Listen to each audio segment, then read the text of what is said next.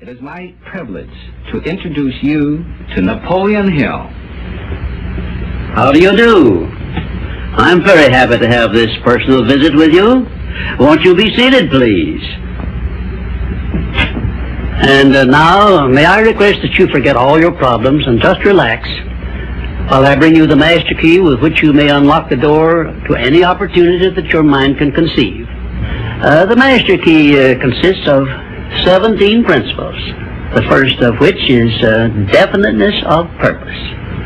Right here at the beginning of our visit, I'm going to make you a promise. If you will decide definitely what you want most during your entire lifetime and write it down on paper so that I can read it, I will give you the master key with which you may open the door to the attainment of your desires, whatever they may be. The exact moment when I will deliver this master key to you will depend entirely upon when you are ready to receive it. This is the first of 13 messages that I will deliver to you. Now, in each message, I will describe the master key in terms that you will understand, if you are ready to understand. And now I shall give you the first cue as to the nature of the great master key which has been responsible for all the great successes in every calling, in every part of the world. Please listen carefully to what I have to say, because you may discover the secret of the master key in this first visit. You may get your first cue as to the nature of the great master key when I tell you that psychologists have discovered a natural law which is the very foundation of all personal successes. And I can describe it to you in one short sentence so you can understand it. Whatever the mind can conceive and believe, the mind can achieve. Isn't that a profound statement? You will notice that it says nothing about the need for education, but simply that whatever your mind can conceive and believe, your mind can achieve. Now, if you want evidence that the mind can achieve whatever the mind can conceive without the benefit of formal education, you only have to remember that Thomas A. Edison conceived the idea of becoming an inventor and lived to become the world's greatest scientists in the field of invention with only 3 months of common school education. When I first heard Andrew Carnegie describe this natural law which makes it possible for you and I and everyone else to write his own price tag in life and attain it, I became so enthused over it that I began to search for the power back of it, and my curiosity led me finally to the discovery of the master key, which I shall reveal to you if you are ready to receive it. My search led me to the study of the spiritual forces with which all of us are blessed, and it was in this field that I came upon a clue which has enabled me to help millions of people to find their earthly destinies. I want to describe my discovery in the simplest terms possible, because it will reveal to you why it is true that whatever the mind can conceive and believe, the mind can achieve, regardless of how many times you may have failed in the past or how lofty your aims and hopes may be.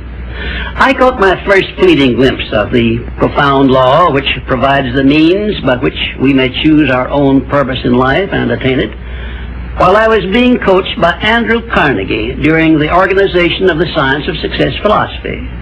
I had just finished telling Mr. Carnegie that I feared he had chosen the wrong person to give the world the first practical philosophy of personal success because of my youth, my lack of education, and my lack of finances. Well, at this point, Mr. Carnegie delivered a lecture that I shall never forget, because it changed my entire life and paved the way for my helping to change the lives of millions of people, some of them not yet born. Let me call your attention to a great power which is under your control, said Mr. Carnegie, a power which is greater than poverty, greater than the lack of education, greater than all of your fears and superstitions combined. It is the power to take possession of your own mind and direct it to whatever ends you may desire.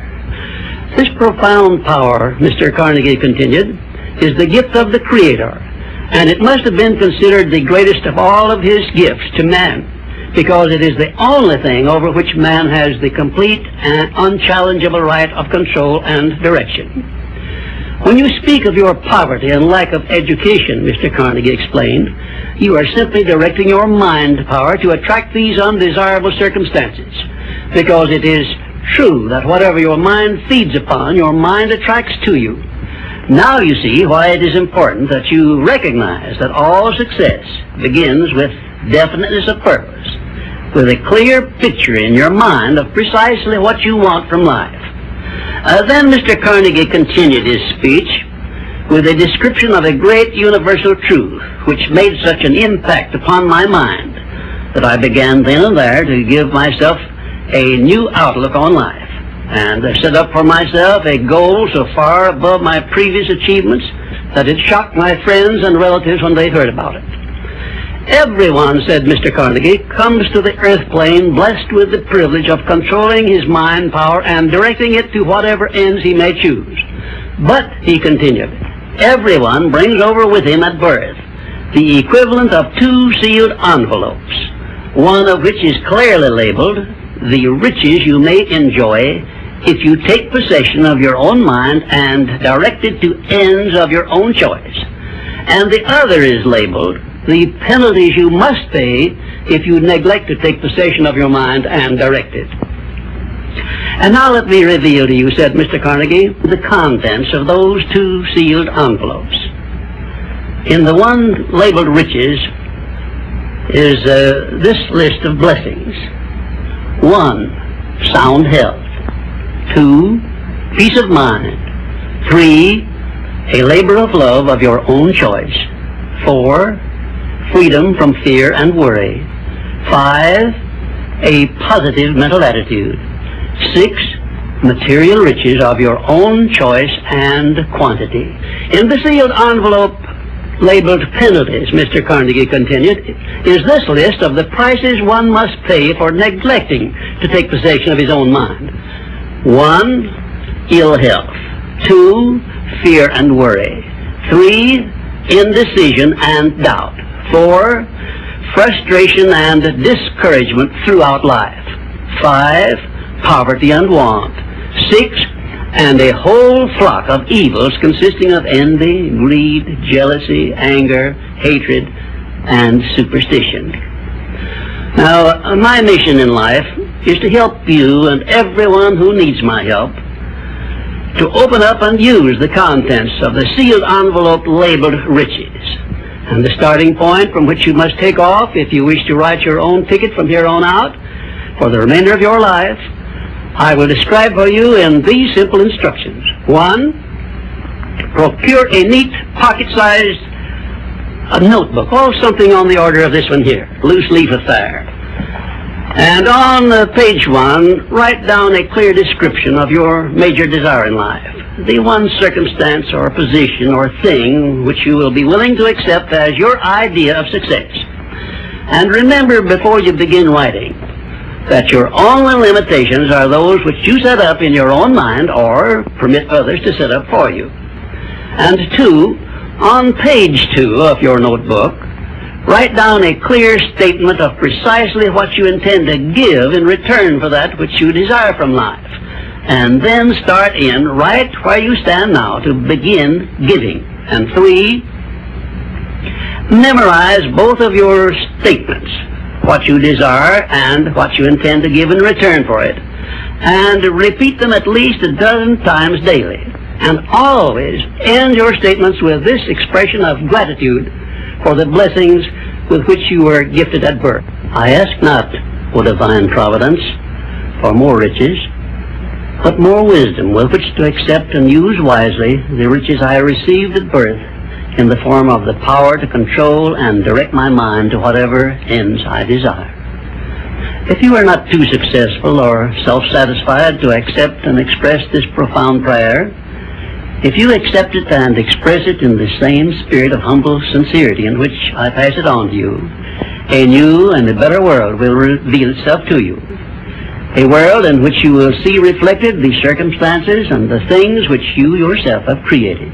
In my next visit, I will give you a description of the second principle of success, through the application of which you may make use of the education and experience of other people and get the necessary help you may need in attaining your definite major purpose in life.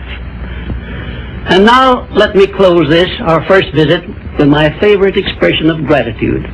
O divine providence, I ask not for more riches, but more wisdom with which to make wiser use of the riches you gave me at birth, consisting in the power to control and direct my own mind to whatever ends I desire.